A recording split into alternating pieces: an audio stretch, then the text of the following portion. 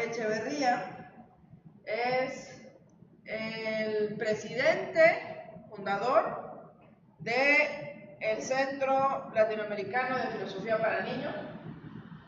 Él tiene la sede del centro en la ciudad de San Cristóbal de las Casas, experto y promotor de la filosofía para niños.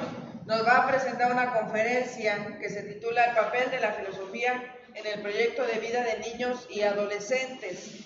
Voy a compartir a través de las redes también, porque hace un momento habían preguntado en la conferencia anterior cómo formarse, por ejemplo, en el campo, en el ámbito de la filosofía para niños. Y él es un formador en este sentido, a través del CELAFIN, Centro Latinoamericano de Filosofía para Niños y Adolescentes. Van a tener el primer módulo del Diplomado de Filosofía para Niños y Adolescentes. Ah, ahí está, pero sí, ese. 16, 17, 23, 24 de marzo empieza el primer módulo. Hemos tenido egresados de nuestro programa, también que han participado con el doctor Echeverría, y se han formado también en este campo. Bueno, quitarle o restarle más tiempo y que podamos iniciar con su conferencia. Doctor, le agradezco muchísimo el haber aceptado la invitación, habernos hecho un espacio en su agenda. Y los dejo en buenas manos. Gracias. Bueno, pues muchas gracias.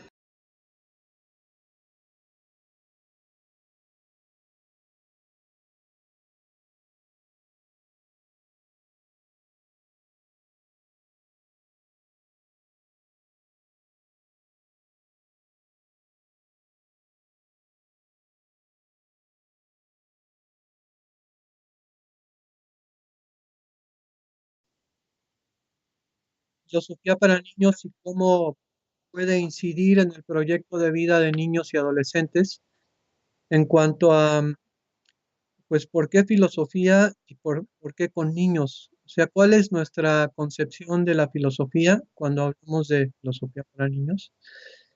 Y pues creemos que es una disciplina en donde, Luis,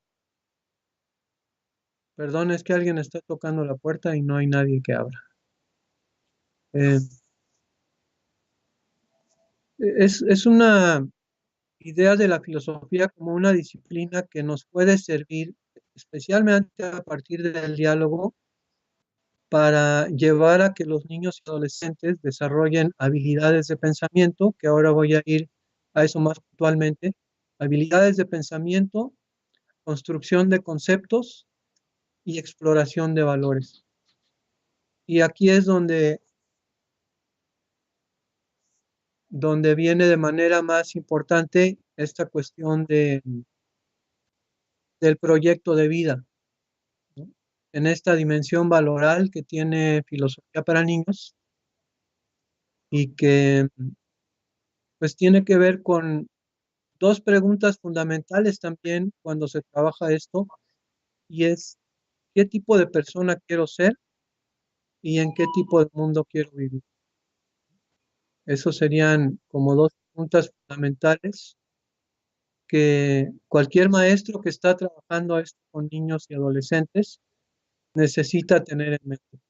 Está ayudando a que se construya un proyecto de vida significativo, razonable y que los pueda ayudar a salir adelante de una manera exitosa con su vida, planteándose metas también razonables a corto, mediano y largo plazo. Luis, estaban tocando la puerta de acá.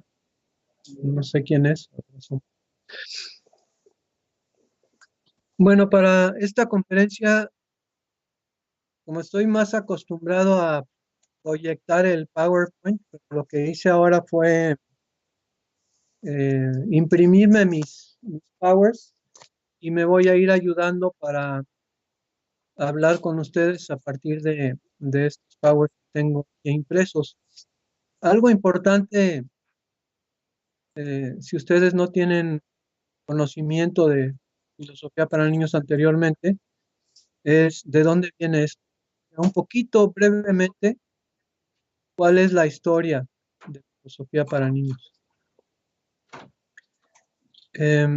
Sí deben saber que los que crean esta propuesta pedagógica son Matthew Lipman y Anne Margaret Sharp, los dos de Estados Unidos. Matthew Lipman con raíces en Rusia, era un gran admirador de Vygotsky, y Vygotsky tiene una importancia como parte de los pilares teóricos de filosofía para niños. Vygotsky es muy importante, entre otros que voy a mencionar más adelante. Eh, Él llega, no les voy a contar toda la historia, pero sus abuelos vienen de Rusia y él ya crece en Estados Unidos. Y Anne Margaret Sharp tiene sus raíces en Irlanda y conoce, o sea, el papá de ella fue en la Segunda Guerra Mundial fue a Irlanda, parte del ejército de Estados Unidos, y ahí se conocieron y ella vino para acá. Anne Margaret Sharp tiene eh, un poco el mérito de haber desarrollado filosofía para niños en el mundo. Eh, por los 5 continentes hay filosofía para niños y ella era la principal persona que hacía estos viajes a China, a Australia, a muy diferentes partes del mundo, en los 5 continentes. Y en cuanto a la historia, pues en Estados Unidos surge, pero ahorita está en más de 60 países, filosofía para niños. Existe Consejo Internacional para el Diálogo Filosófico con Niños, que se funda en 1985 en Dinamarca y se funda como una respuesta a una necesidad del interés y la demanda que ya había en muchos países para implementar filosofía para niños en escuelas y dentro de programas universitarios de filosofía, de psicología, de pedagogía. Entonces, en 85 se funda este Consejo Internacional y desde entonces se reúne cada 2 años en un país diferente. Ustedes pueden consultar la página del ICPIC en internet, ICPIC, quiere decir International Council for Philosophical Inquiry with Children, pues ICPIC. La conferencia pasada fue en Madrid y la que viene el 19 de julio de este año es en Colombia, en Bogotá, Colombia. También por si por ahí hay algún interés de asistir a, a ver la dimensión internacional de filosofía para niños, de primera mano.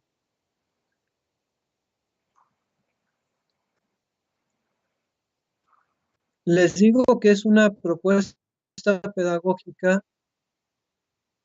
no es un programa, porque tiene una idea de persona e idea de sociedad que queremos formar, a la que queremos ayudar a que nuestros estudiantes accedan a ese tipo de sociedad. ¿Cuáles son esos valores que promueve? Porque no es si ustedes están en una clase de programas para enseñar a pensar, pues hay un libro de Perkinson, Smith y otro que no me acuerdo, que tiene como 90 programas para enseñar a pensar. Y ese es de los 80s. Pero la mayoría de las propuestas pues, son programas de una forma muy mecánica, ¿no? El jueves nos tocan estas 3 habilidades y el viernes estas otras 3. Y creo que parte de la riqueza de filosofía para niños o con niños y adolescentes es que es el concepto de la comunidad de diálogo filosófico y la importancia de que los estudiantes se identifiquen con los conceptos y con las situaciones que están discutiendo en la clase de filosofía. Les voy a poner algunos ejemplos después, y también más adelante ojalá que tengan preguntas porque a veces de ahí surgen las cuestiones más interesantes. Lippmann llega de la Universidad de Columbia en Nueva York al Instituto para el Desarrollo de Filosofía para Niños. Él lo funda en la Universidad de Montclair en Nueva Jersey.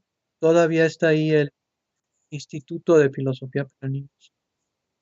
Y en parte por la necesidad y la urgencia que él veía en cómo estaban enseñando a sus hijos. Él tuvo 2 hijos.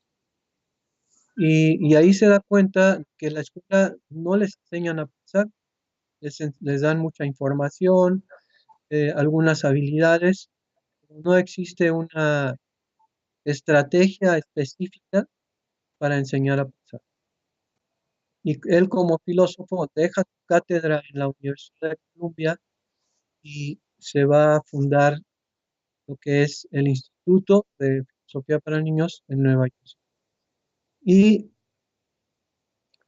él ve que es necesario para que los niños y adolescentes se identifiquen, crea una serie de novelas con diferentes personajes y los personajes son de la edad de los niños o adolescentes con los que se está trabajando.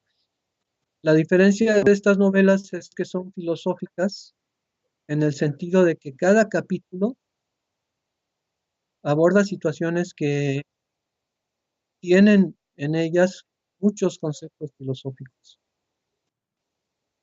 Les voy a mencionar un poquito del índice del manual de la novela de Pixie. Lo tomé al azar. Entonces,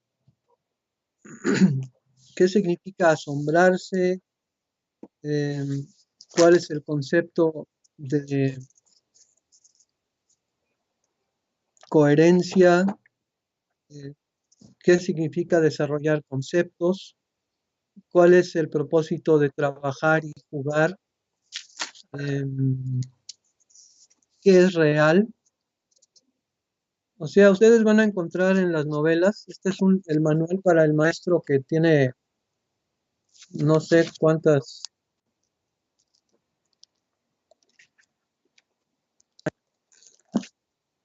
más de 500 páginas. Y el manual consiste en ejercicios y planes de discusión que sirven para que el maestro vaya ayudando a que los niños y adolescentes trabajen y vayan entendiendo mejor, apropiándose de esos conceptos. Entonces, las novelas están diseñadas también para diferentes niveles. Les voy a mostrar. Esta es para preescolar. Se llama Hospital de Muñecos. Y ahí, por ejemplo, hay unos como videitos de algunas clases en preescolar donde los niños empiezan a discutir si sus muñecos son reales o no son reales. Y a esa edad, pues hay diferencias muy importantes en cuanto a etapas de desarrollo, porque los niños dicen, no, tu muñeco no es real, porque si fuera real, ya se hubiera salido caminando por la puerta, ¿no? Entonces, en otra ocasión, un niño decía, es que tu mesabanco sí es real, mi mesabanco, mi escritorio, porque pongo mis libros, porque lo puedo tocar. Y otro le contesta lo mismo, ¿no? Si fuera real, podría caminar. Entonces, por ejemplo, ese concepto de realidad todavía están en una transición para diferenciar que algo para que sea real no necesita estar vivo. Pero si ustedes vieran ese videíto, o algunos, porque hay varios, que son muy interesantes, están viendo a niños de 6 años, de 5 años, teniendo una discusión metafísica, porque todo va alrededor del concepto de lo que es real, ¿no? Y si sus pensamientos son reales, si sus sueños son reales, si el Santa Claus es real, ¿no? no es real. ¿Y cuál es la diferencia entre ser real, ser verdadero y existir? Por ejemplo, esos tres conceptos, estos niños de 5 años van clarificando a partir de estas discusiones cuál es la diferencia entre algo que es, entre el concepto de realidad, concepto de existencia y concepto de si es verdadero o no es verdadero, ¿no? Es un ejemplo. La que sigue es para los primeros años de la primaria y es la novela de Elfi, ¿no? Y todas son historias de niños de esas edades, primero y segundo de primaria, donde les suceden cosas, pero todo involucra cuestiones filosóficas. Luego vendría,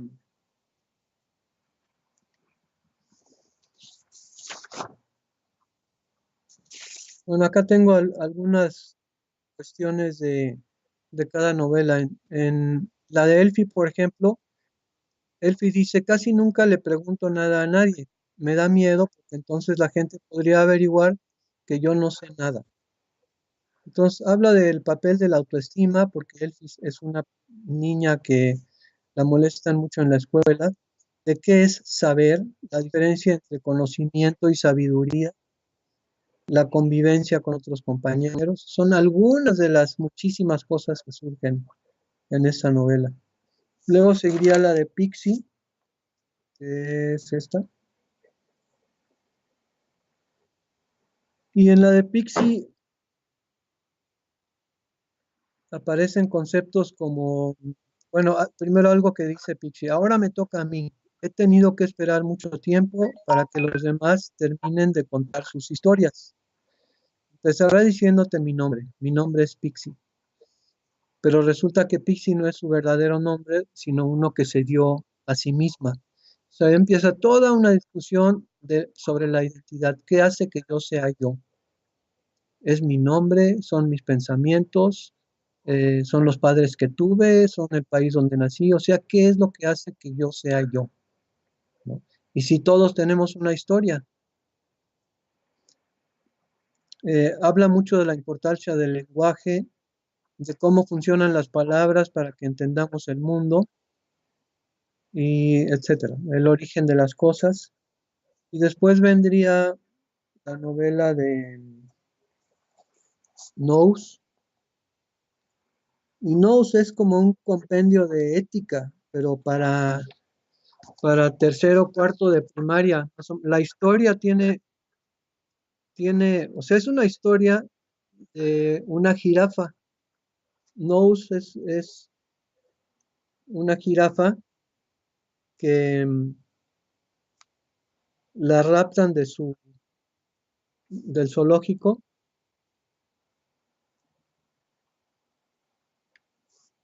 y se la llevan a vivir a su casa. Pixie se la lleva a vivir a su casa y empieza a ir a la escuela. Y Nose tiene que tomar una decisión de qué va a hacer, ¿no? ¿Qué va a hacer si se va a regresar al zoológico con su familia o se va a quedar acá? Entonces hablan de conceptos de cuáles son las virtudes y los vicios, qué es la compasión, qué es ser valiente, qué es la lealtad, eh, qué es ser temerario. ¿Se acuerdan de Aristóteles y el curso medio? Pues todo esto se está abordando aquí en cuanto a las virtudes. Y para tomar una decisión de lo que va a hacer, dice que tiene que usar su imaginación moral, tiene que predecir qué alternativas tiene, qué consecuencias puede tener cada una de esas alternativas, poder hacer buenos juicios para tomar decisiones. Y pues son algunas de las cuestiones que van apareciendo en esta novela, junto con la historia, que es muy interesante para los niños, porque pues es de una jirafa que después se la roban y la secuestran. O sea, la cosa interesante para los niños, pero, por ejemplo, dice, ¿qué tengo que tener en cuenta para tomar una decisión? Mis emociones, si son virtudes o vicios, cuestiones del carácter, las intenciones, el razonamiento, la imaginación, las alternativas, las consecuencias, el juicio, los ideales, los valores. De todo esto se habla en esta novela y es para la primaria. Luego seguiría la de Kyo y Gus, que es para la primaria alta, le dicen por ahí. Y aquí habla mucho de la naturaleza. Esta nos han pedido mucho los que ecólogos que quieren promover la educación para un desarrollo sostenible o sustentable.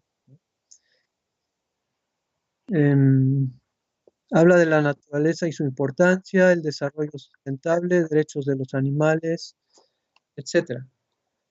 Ya no me voy a entretener mucho en esto, pues son diferentes novelas para diferentes grados. La de Nous ya les dije. Y luego ya vendríamos a secundaria. La de Filio tiene muchas cuestiones de lógica formal aristotélica, de lógica informal, las falacias de razonamiento, pero también tiene un capítulo donde habla de cuestiones de estética cuando visitan un museo. O sea, las ramas de la filosofía, Lippmann tiene cuidado de que estén representadas, porque trabajando con niños y adolescentes, especialmente con adolescentes, uno va descubriendo que la metafísica y la ética, eh, pues son muy populares, ¿no? Pero ya cuando te metes con epistemología, lógica y ¿cuál me falta? Epistemología, lógica y estética ya no son tan atractivas. Entonces, intencionalmente se abordan todos estos conceptos para que sea un estudio integral de los conceptos filosóficos a partir del trabajo con estas novelas. Lisa, que es para secundaria y también se puede usar en prepa, también enfatiza muchísimo el cuestionamiento ético, ¿no? Entre otras cosas, porque les digo, traen de todo, pero hay un énfasis. Y Hannah, la escribió Anne Margaret Sharp. Les leo tantito de lo que dice de Hannah. Dice, contrólate, Hannah, me dije a mí misma entre dientes, como he hecho tantas veces antes cuando me acerco al bosque. No sé si es por el cambio de luz o por el aspecto de caverna de la floresta. ¿Es el sentimiento de estar atrapada o el sentimiento de estar aislada del mundo exterior lo que me asusta? Bueno, y aquí habla de qué es el abuso de la responsabilidad sobre nuestro cuerpo, de qué significa ser persona, de la diversidad y cultural y el respeto a la diferencia. Entonces tiene a- a- algunos episodios que son muy fuertes en cuanto a abuso sexual, emocional, psicológico, pero que sirven para abrir la discusión y el diálogo, y especialmente con adolescentes es muy importante. Entonces, estas son las novelas, cada una trae su manual con muchos ejercicios y planes de discusión, y pues, pasaríamos ya a cuáles son los fundamentos psicopedagógicos de esta propuesta educativa.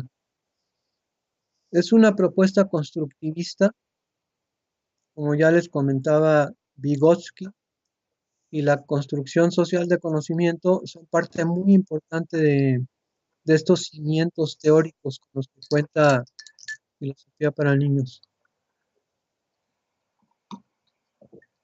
Y la relación que tiene el lenguaje con el desarrollo de la inteligencia. También el papel del maestro como mediador. No sé qué tanto conozcan a Vygotsky, sí o no, más o menos, nada.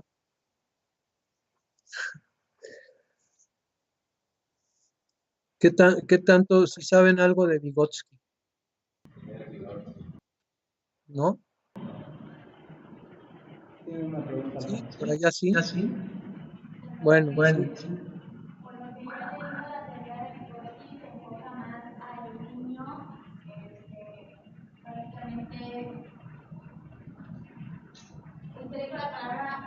clave de un mediador. El niño Claro, un mediador. necesita una guía con una persona adulta para que pueda aprender Okay. de la sociedad prácticamente. En la teoría de Piaget, tocando un poco, el niño tiene que ser un poco egocéntrico por sí solo, autónomo. Entonces, la teoría de Vygotsky se puede enfocar un poco a lo que es a la vida de una persona adulta. Okay. Casi no entiendo porque yo creo que estás muy lejos, pero sí te escuché mencionar a Piaget. Espero que ustedes sí me entiendan. ¿Sí me entienden? Bueno, sí se escucha más o menos bien. Sí, su concepto de la zona de desarrollo próximo de Vygotsky es muy importante. Y Piaget, que lo mencionaste, es muy importante porque es, yo creo que el primer autor, él era epistemólogo. No todo el mundo sabe que Piaget era epistemólogo. Y desarrolla estas etapas del desarrollo cognitivo. Sin embargo, en filosofía para niños, Piaget es un obstáculo porque no cree que los niños puedan pensar de manera abstracta, ponerse en el lugar de otro, hasta que entren a la etapa de operaciones formales. Y nosotros hemos constatado a partir de muchos años que, que esto no es así, que lo hacen desde muchísimo antes. Eh, Ustedes están en filosofía, ¿verdad? ¿O en qué están?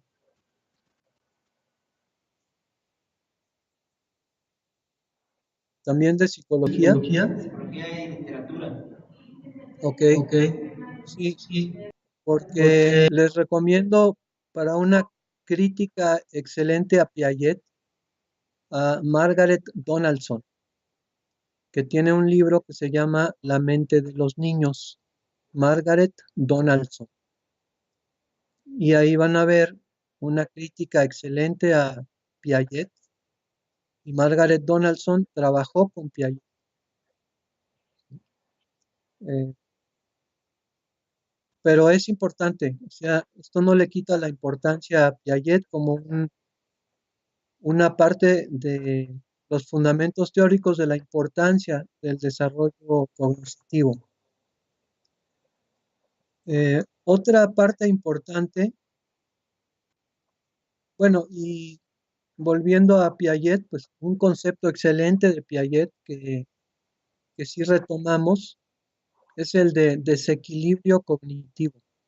O sea, nosotros tenemos que, para que haya crecimiento cognitivo, causar desequilibrio cognitivo.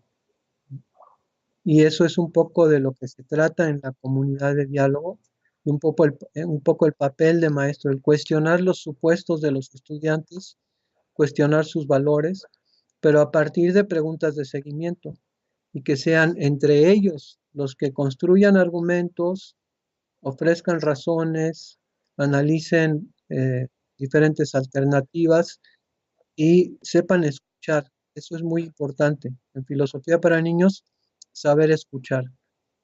Porque si vengo con ideas preestablecidas desde mi niñez, sobre todo si tuve padres autoritarios, va a ser difícil que haya ese desequilibrio cognitivo.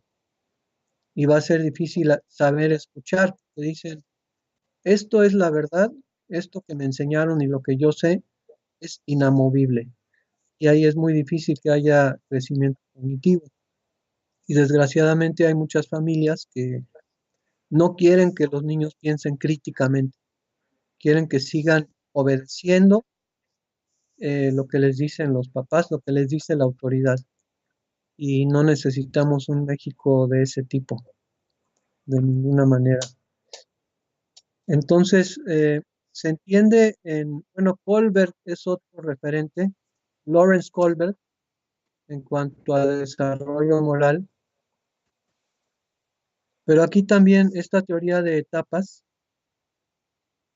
hace que a Kohlberg también se le cuestione por porque hemos visto que los niños y adolescentes son mucho más capaces de ciertas habilidades, de ciertos comportamientos cognitivos, mucho antes de lo que dice Colbert en estas etapas de desarrollo moral.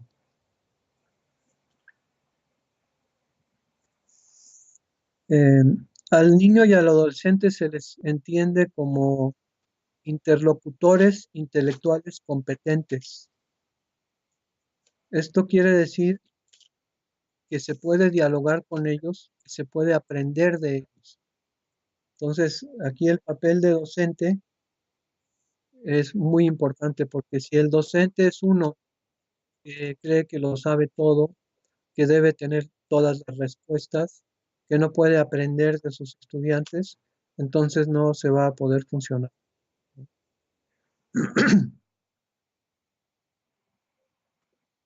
Bueno, hay un paradigma educativo convencional y uno reflexivo. El que promueve filosofía para niños es claramente el reflexivo. Y en el convencional hay una transmisión de conocimiento de los que saben a los que no saben. El conocimiento se ve como algo preciso, inequívoco, acabado. Em, Se distribuye entre las disciplinas sin que haya una conexión entre ellas necesariamente. Y el proceso de enseñanza-aprendizaje descansa en el maestro. O sea, el responsable es el maestro. En cambio, en el paradigma reflexivo, los estudiantes piensan y reflexionan sobre el mundo, pues se les presenta como ambiguo, equívoco y misterioso. O sea, no todo está acabado, no todo, la información está constantemente cambiando. Y aunque ahora tenemos una duda y lo googleamos, de todas formas eso no nos resuelve el problema, ¿no? Un dato curioso es que cuando estaba Juan Ramón de la Fuente como rector de la UNAM, él decía que si los estudiantes que acaban la licenciatura no se siguen actualizando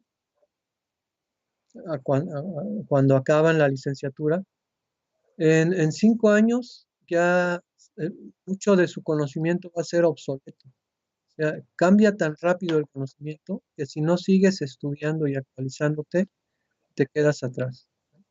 Entonces ya la idea de transmitir datos y mucha información, pues no es de lo que se trata en educación. Más bien se trata de habilidades que fomenta mucho filosofía con niños y adolescentes, como la capacidad de identificar un problema, ¿no? Una vez identificado el problema, saber qué información necesito para poder abordar este problema. Una vez adquirida la información, ¿cómo la puedo y la debo aplicar para la solución del problema? Y todo esto no tiene que ver con tener muchos conceptos de memoria en la cabeza. Son otro tipo de habilidades. Y el profesor es un mediador del conocimiento y es capaz debe adoptar una posición de falibilidad ante el conocimiento. Esa falibilidad, la capacidad de poder decir en un momento dado, si hay alguna discusión, poder decir, por ejemplo, ¿saben qué, chavos? Creo que tienen razón. No había esa perspectiva que compartió Elizabeth, yo no la había tenido en cuenta, pero después de haberla escuchado, creo que tienen razón y me ayuda a transformar y enriquecer forma de pensar acerca de este tema.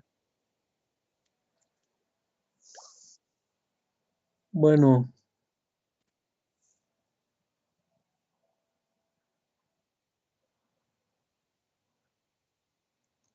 estoy pensando qué será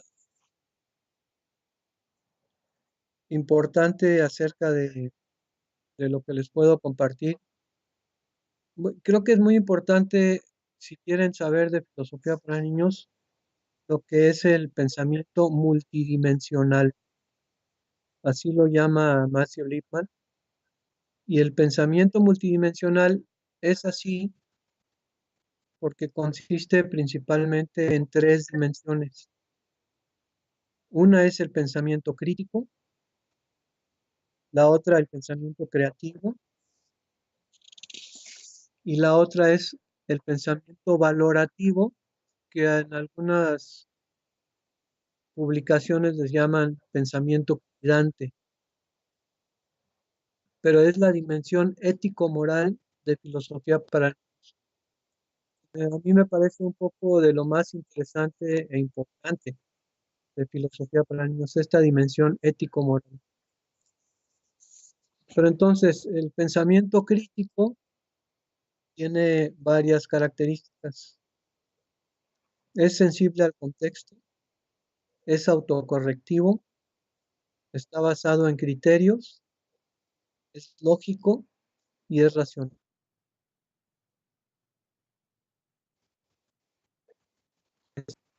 Sensible al contexto es que cuando pienso críticamente me fijo muy bien en la situación en la que me encuentro o la situación que estoy enfrentando. Analizo para ver por qué trata eso. No es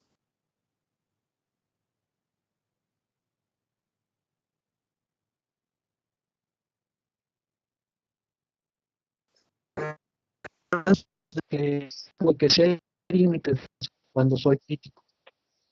Está basado en criterios porque cuando pienso críticamente siempre puedo dar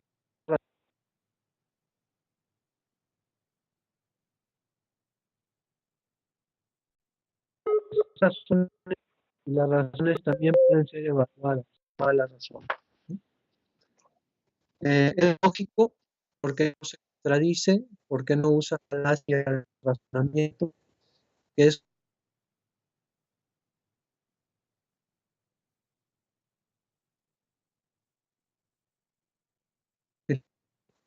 lo trascendente.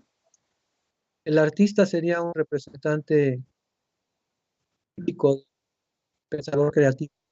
Autotrascendente quiere decir que siempre quiere ir más de lo que existe, de lo que está, de lo establecido. Es original,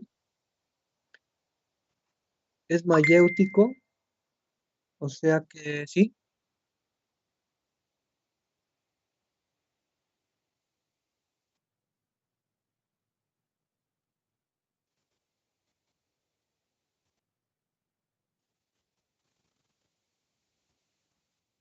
del pensamiento crítico, del pensamiento crítico.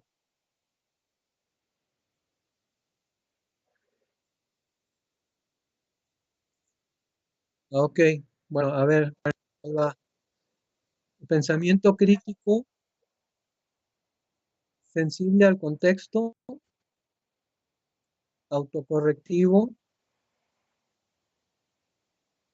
está basado en criterios, es lógico y es racional. El pensamiento creativo es autotrascendente porque siempre quiere ir más allá de lo que existe, de lo que es original, es mayéutico, o sea que ayuda a dar a luz cosas nuevas. Puede ser impulsivo, a diferencia del pensamiento crítico, que nunca sería impulsivo. Puede ser emocional también. Y aquí en el pensador creativo, la intuición y las corazonadas son muy importantes. En cambio, un pensador crítico nunca tomaría una decisión diciendo, es que me late que por ahí va el asunto. Siempre es muy racional. Y finalmente, el pensamiento valorativo o pensamiento cuidante es la dimensión ético-moral de filosofía para niños. Y allí las características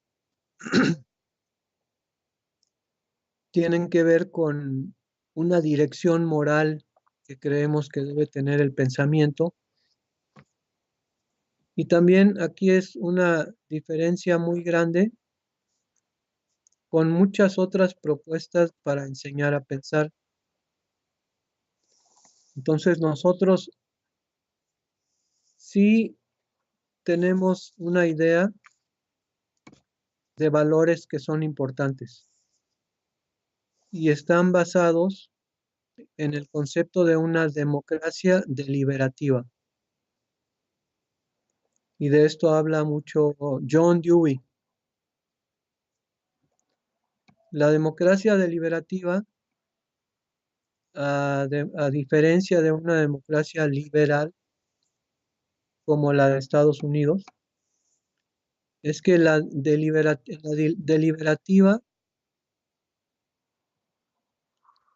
hay dos conceptos centrales muy importantes.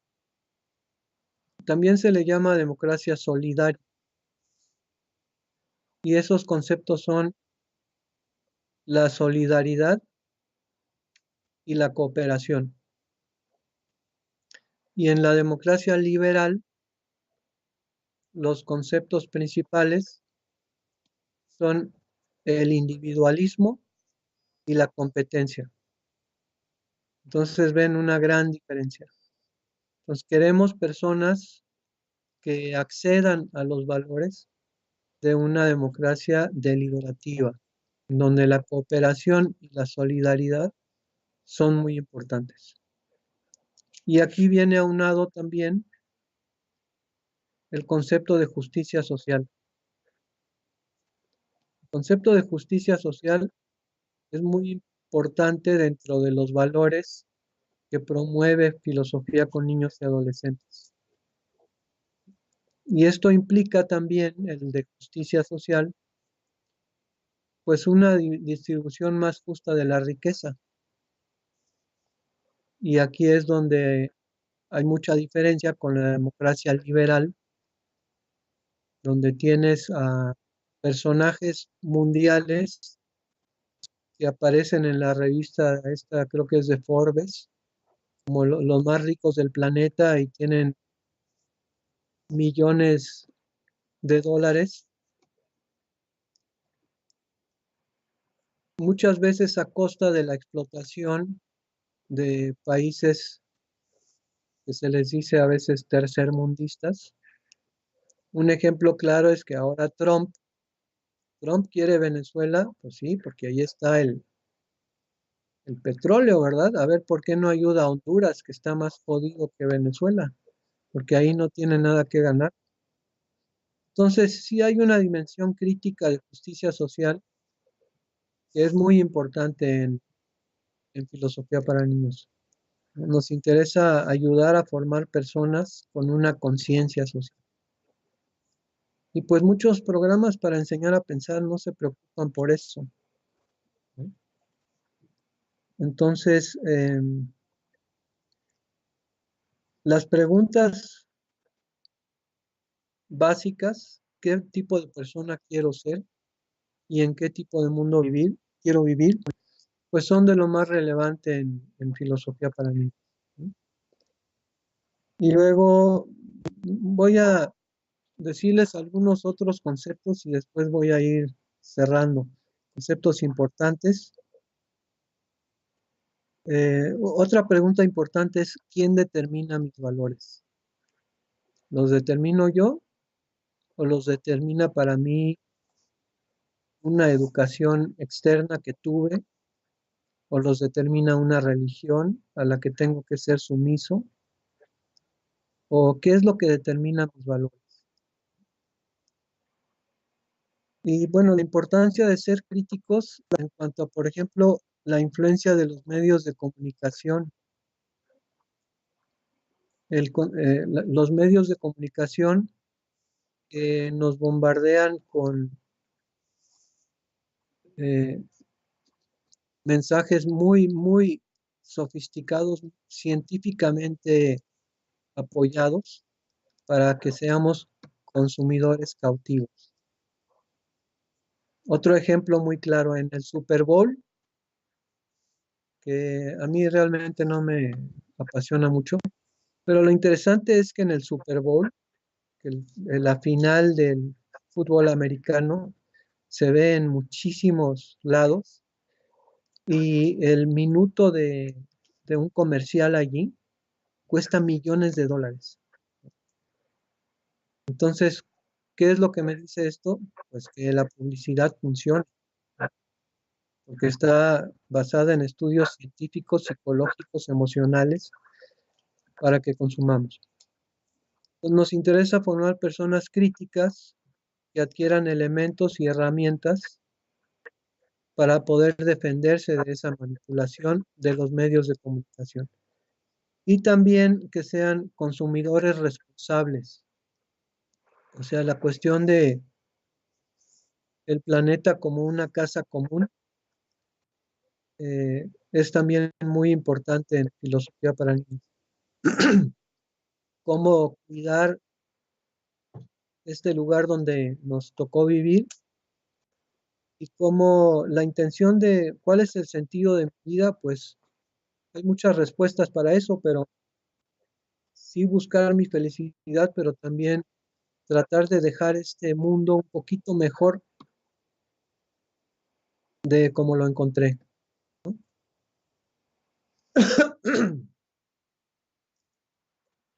Y bueno, hay conceptos como la resiliencia, como el sitio de control interno y externo, que también podría yo ahondar en esto, pero creo que nos llevaría demasiado tiempo. Creo que de lo más importante es el concepto de la democracia deliberativa, la importancia de la autoestima en la comunidad de diálogo a través de la escucha y el respeto a las diferentes ideas, del desarrollo de la tolerancia a la diferencia, se va mejorando la autoestima de los estudiantes. Y eso es muy importante también, como producto del trabajo con filosofía para niños. Y luego, este concepto es psicológico, del sitio de control interno o externo.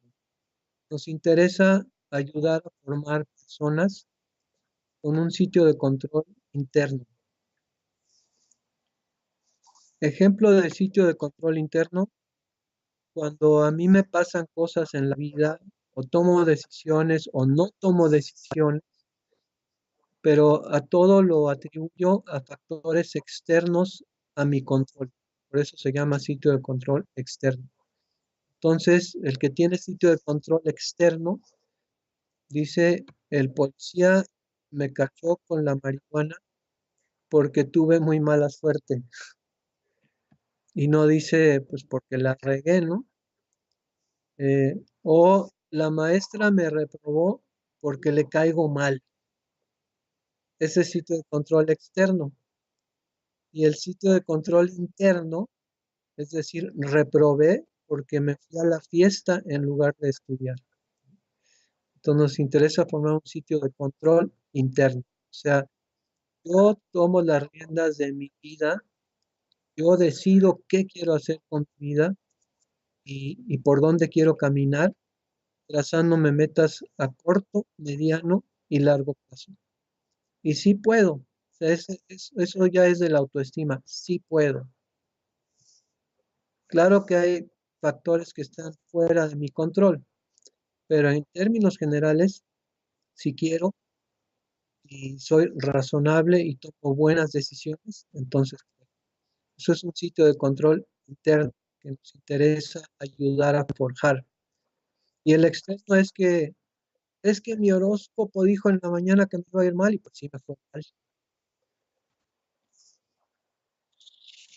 Bueno, y finalmente la importancia de los estilos parentales en la formación de personas críticas, autosuficientes, eh, que toman buenas decisiones. Y la familia autoritaria no ayuda a esto.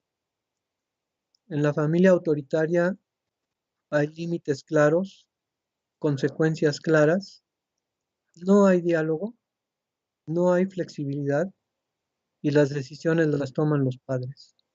Entonces, ese tipo de niños y adolescentes que crecen en esa familia les va a ser más difícil tomar decisiones autónomas, críticas, eh, propias, ¿no?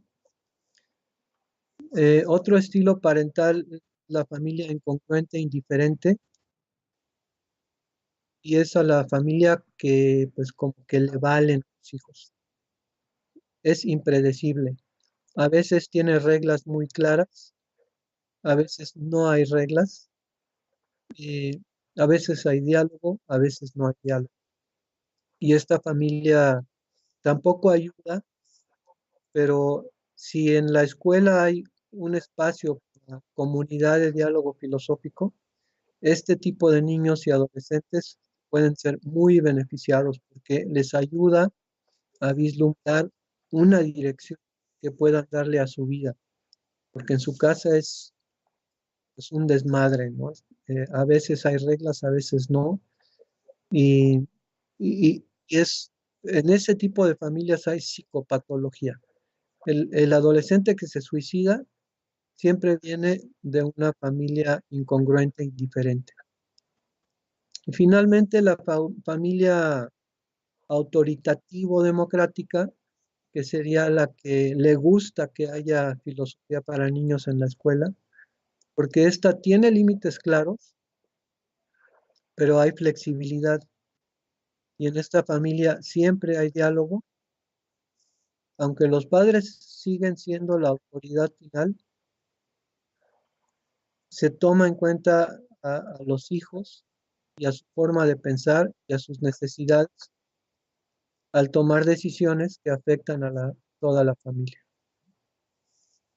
Y ya para cerrar, que tengan preguntas, un poquito algo interesante.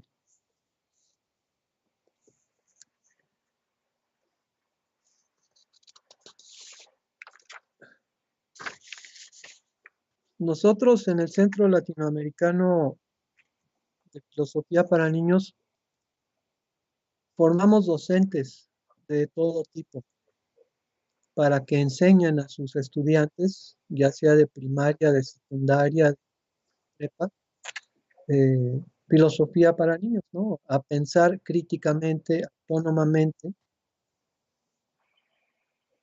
Y sin embargo,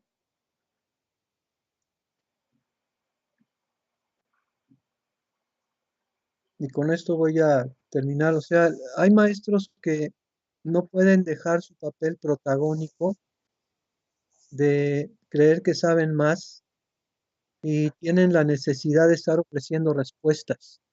Creo que un buen maestro de filosofía para niños es el que sabe hacer buenas preguntas y no el que tiene muchas respuestas. Además, los conceptos filosóficos son abiertos, son controversiales, son difíciles de definir con claridad, no son cerrados y fijos. Y los maestros con los que trabajamos, pues son como cualquier otra persona. Tenemos maestros racistas, misóginos, homofóbicos, autoritarios, con ideas fijas acerca de muchos temas y con mínima o nula disposición para una mente abierta y para cambiar algunos de sus supuestos. Con eso nos enfrentamos y tiene que ver con los valores que estamos promoviendo, ¿no? Entonces, por ahí a veces tenemos problemas. Eh,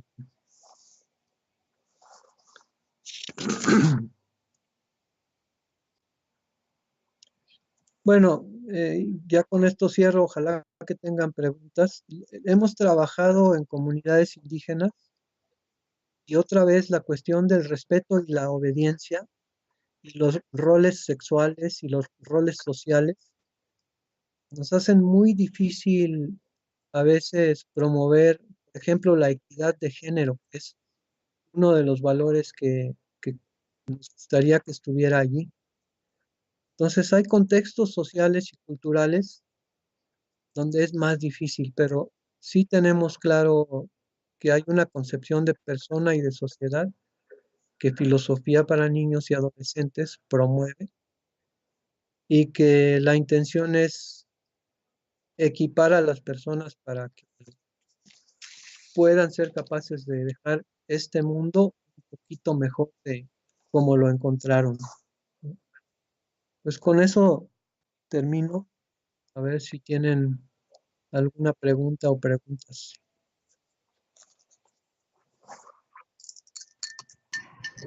Bueno, una pregunta. Pues, pues bueno, un bosquejo muy general, ¿verdad? Sobre el tema. Me parece interesante, pero acá me surge la duda en cuestión al acceso que puede tener, digamos, el público en general a este tipo de información. Entonces, es decir, supongamos que yo tengo un hijo de primaria y quiero que acuda a estos cursos. Imagino hay varias ¿Sabes qué? formas. No te estoy entendiendo bien. No sé, Mi no duda sé es, si tal vez si te acercas a donde sale el sonido, porque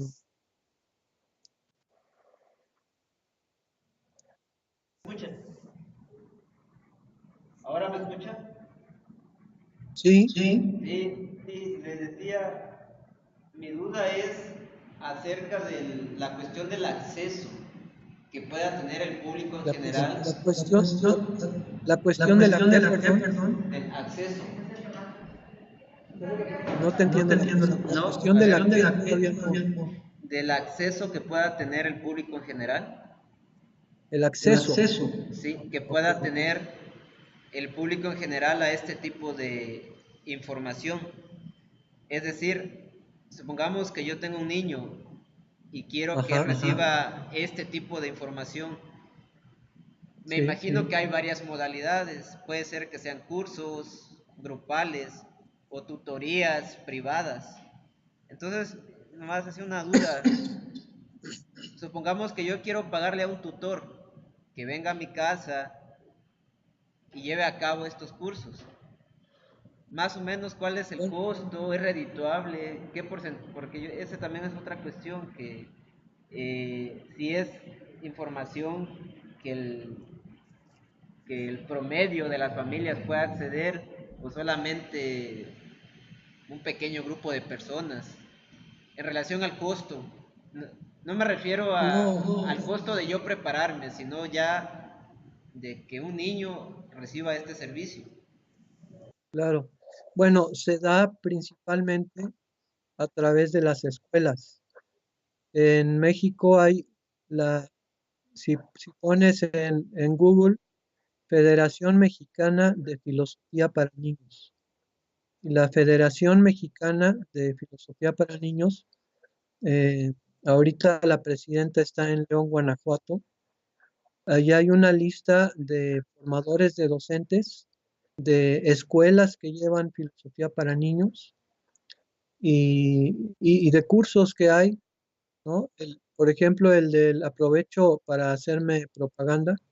El primer módulo que vamos a dar en 2 fines de semana, el, por ahí están las fechas, en marzo, cuesta 1,900 pesos.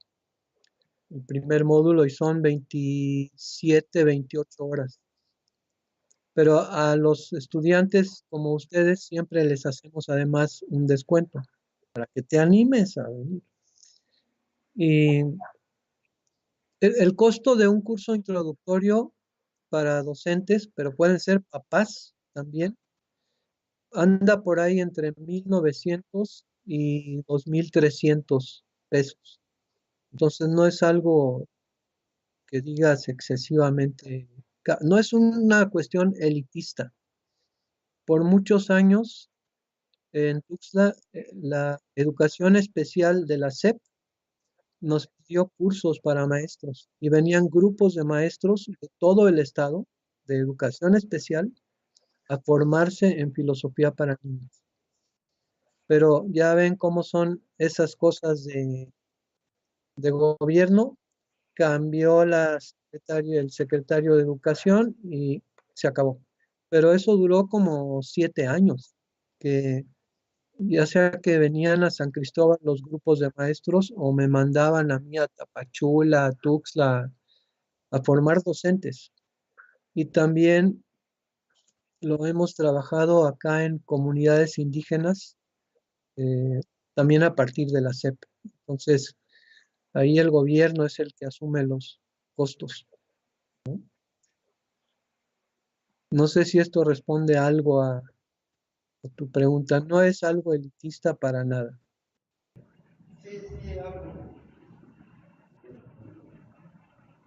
Ok. Ok, yo tengo una duda,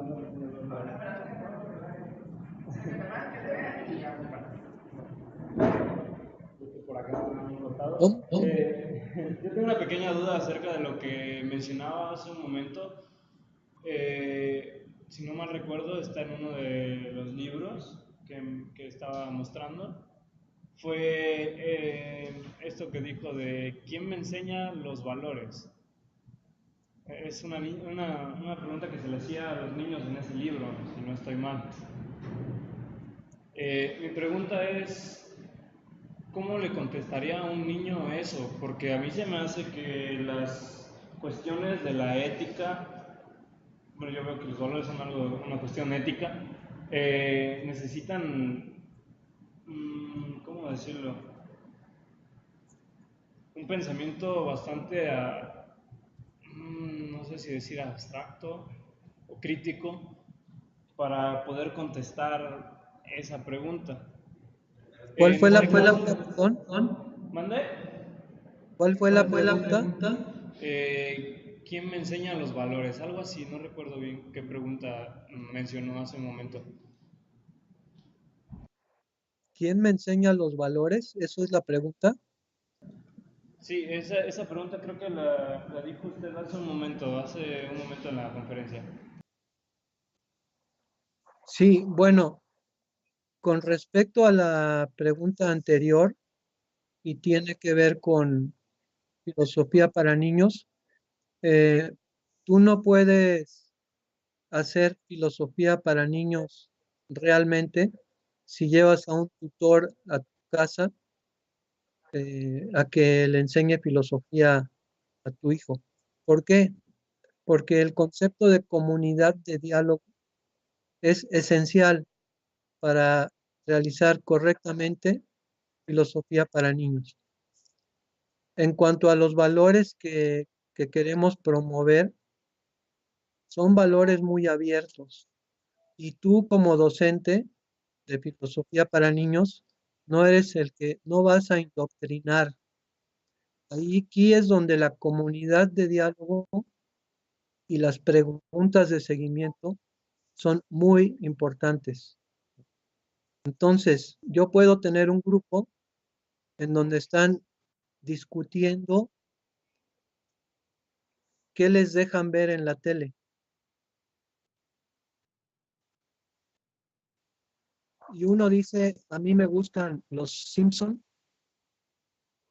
y otro niño le dice, pero ¿cómo?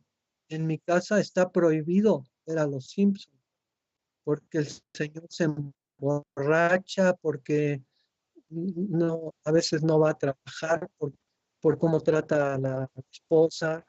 Nos prohíben ver a los Simpson.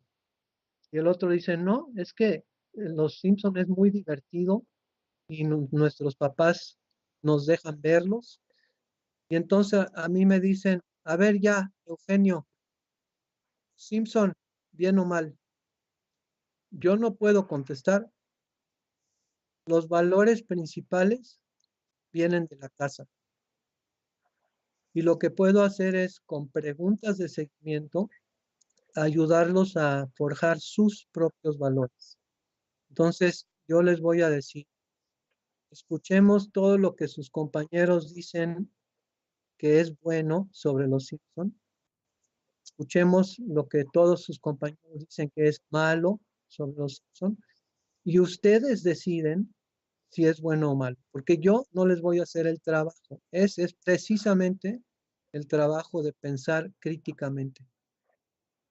Igual con los zoológicos. ¿Deben existir o no los zoológicos? Argumentos a favor, argumentos en contra, ustedes deciden.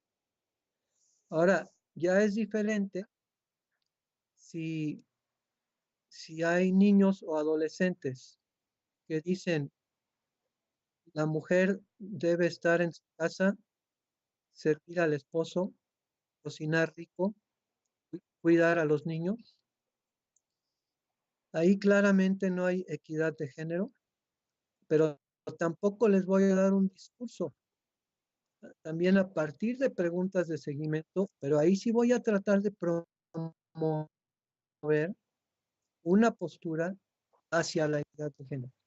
Entonces, a ver, pero no les voy a decir, niño, estás mal, les voy a decir, a ver, tus compañeros están de acuerdo con esa postura, y siempre va a haber algunos que dicen no, porque mi mamá trabaja, no, porque cuando voy al dentista es mujer, no, porque entonces yo promuevo indirectamente una postura que vaya hacia la equidad de género, ¿no?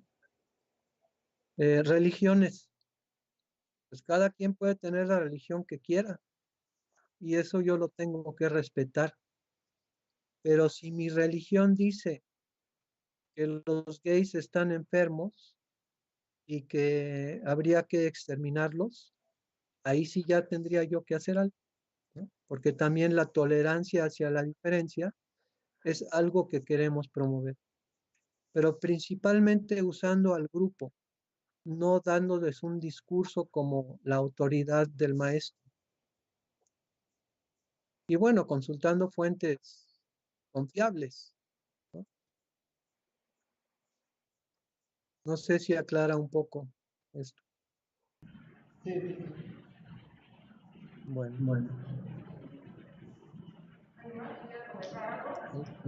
¿más? Bueno, yo quería, aquí, ¿sí me escuchan? A ver, A ver, Diana. Diana. Quería preguntarle, usted, bueno, tiene algunos años trabajando filosofía para niños, formando con este método a docentes, principalmente docentes que se encuentran ya inmersos en el servicio profesional, es decir, profesores de aula. ¿Sabes qué? ¿Sabes qué? No te No estoy te estoy entendiendo, no te no estoy te estoy entendiendo entendiendo bien. Ah, bien. bueno. No, No sé no si sé te si te acercas a acercas la a la fuente de fuente donde de donde Ya. viene donde sale donde el sale el sonido. sonido. Ya, ¿aquí me escucha bien? Sí, Sí, Ok. Bueno, sí, le sí, decía, usted que ya tiene algunos años trabajando el método de filosofía para niños y que ha formado a docentes que ya están en el servicio profesional docente, que ya son profesores frente a grupo, y que recientemente ha podido también formar, como lo mencioné al principio de su conferencia, algunos de nuestros egresados. Me gustaría saber sus opiniones y tener sus comentarios respecto a lo siguiente. Y lo comento porque la mayoría, la gran mayoría de los que estamos en este espacio aquí presentes, tenemos formación filosófica. Lo voy a dejar así, ni bien ni mal, ni amplia ni reducida, formación filosófica. Entonces, ¿qué representa, qué tipo de reto representa para usted como formador eh, de docentes que trabajarán filosofía para niños, que tienen formación filosófica y los que no tienen formación filosófica? Es decir, no es demeritar el trabajo, el esfuerzo, el esmero que realizan los docentes que no tienen formación filosófica para divulgar la filosofía, ¿no? O trabajar estos métodos y aproximar a lo mejor a los más pequeños al conocimiento de lo que pudiera llegar a ser quizás en algún futuro un espacio de formación, que tendría que ver un sí. poquito el comentario y que a lo mejor puede complementar la respuesta dada a Andrei en el sentido de En este momento, la Secretaría de Educación Pública, las políticas educativas o los modelos educativos no están incluyendo formación de filosofía para niños en los niveles básicos. Sin embargo, las instituciones particulares, principalmente las instituciones particulares, digamos, al cumplir con los requerimientos que marca la SEP para incorporarse y tener su REBOE, su registro de validez oficial, pueden, como plus, parte de las posibilidades que brindan o un servicio educativo que brindan a determinado contexto o sociedad, incorporar, y lo han hecho. Por ejemplo, el Pequeño Sol es un referente importante del trabajo, por ejemplo, creo que Maite sigue ahí, ¿no? Donde se trabaja filosofía para niños, hay docentes que se encargan de dinamizar esos contenidos y desarrollar esa metodología. No así la educación pública, ¿no? Sí se puede, se hace, pero bueno, no hay tantas condiciones como uno quisiera, incluso lo mencionaba también el ponente anterior. Pero entonces, regresando a mi pregunta, es respecto a su percepción, cómo percibe la formación dada a quienes tienen formación en filosofía respecto de quienes no la tienen. Gracias. Bueno, Bueno, aquí yo los referiría a la página de la Federación Mexicana de Filosofía para Niños, porque hay un apartado sobre formación de docentes. Entonces, cuando no tienen filosofía, o sea, yo puedo recibir 40 docentes y supongamos que no tienen filosofía. Con un curso introductorio de 30 horas, tienen el aval, el derecho de trabajar con sus estudiantes. No pueden formar docentes. Incluso cuando terminan el diplomado en filosofía para niños, que son como 150 horas entre teoría y práctica, presencial y no presencial, no pueden formar docentes si no tienen filosofía. Uno de los requisitos para formar docentes es que tomen el diplomado en filosofía, cuando menos, o lo equivalente. Ahora, hay maestros, a mí me han tocado maestros que son filósofos y a veces son un desastre porque no pueden trabajar con los niños. Se les atraviesan las palabrotas filosóficas y los niños se quedan con ¿y eso qué es, no? Entonces, se necesitan cualidades filosóficas, sí, pero también pedagógicas y psicológicas. Ahora, eh, lo que decías de la educación pública, creo que se ha avanzado bastante.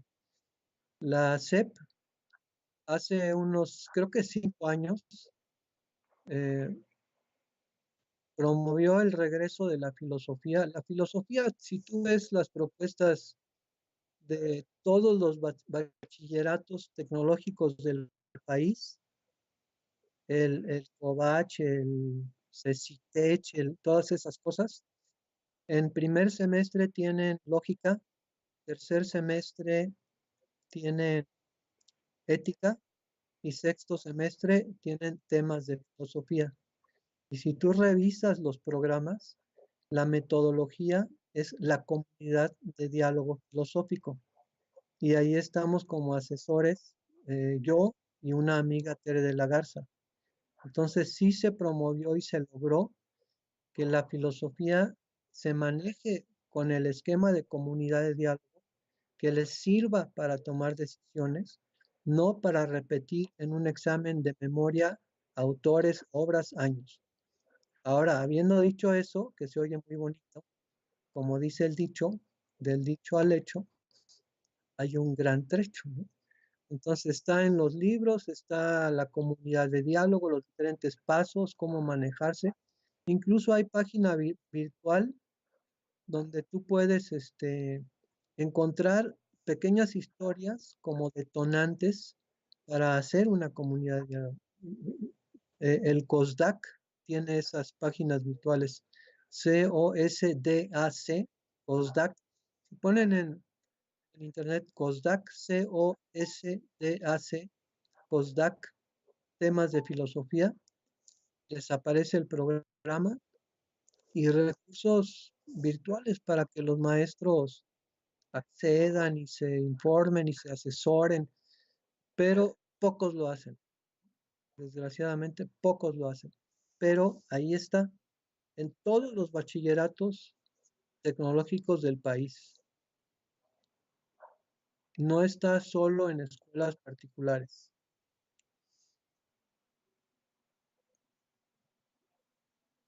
No es fifí. No entendí.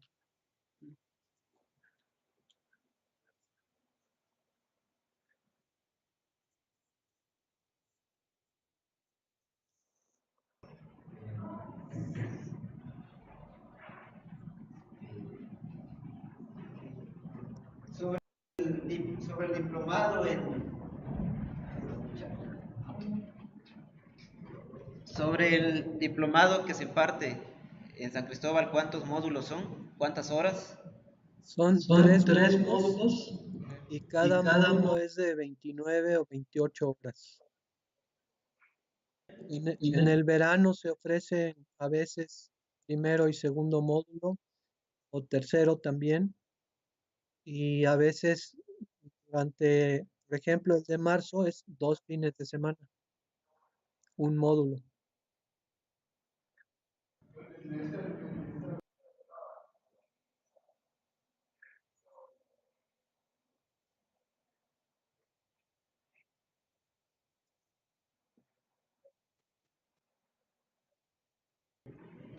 Bueno, doctor, le agradezco muchísimo y el tiempo, la presentación. Y bueno, pues un aplauso para Como ya sabe, esta es su casa. Cuando guste, esperemos también estar en condiciones de poder organizar algo y podamos invitarlo, ya de manera presencial. No sé si tengo usted algún otro comentario para cerrar. No, pues gracias por el interés y ojalá se animen a venir a visitar el CELAFIN, el Centro Latinoamericano de Filosofía para Niños. El sábado 9 vienen alumnos de la maestría en psicopedagogía a que trabajemos hora y media, 2 horas, a conocer el CELAFIN y hacer un desayuno académico filosófico. Están invitados y lo único, el costo es que traigan algo rico para desayunar. Ah, de traje. 9 de marzo, 10 de la mañana. Ah, perfecto. Bueno, le agradecemos mucho nuevamente, doctor. Mucho éxito, gracias. Seguimos en contacto. Nos vemos. Que estén muy bien. Adiós.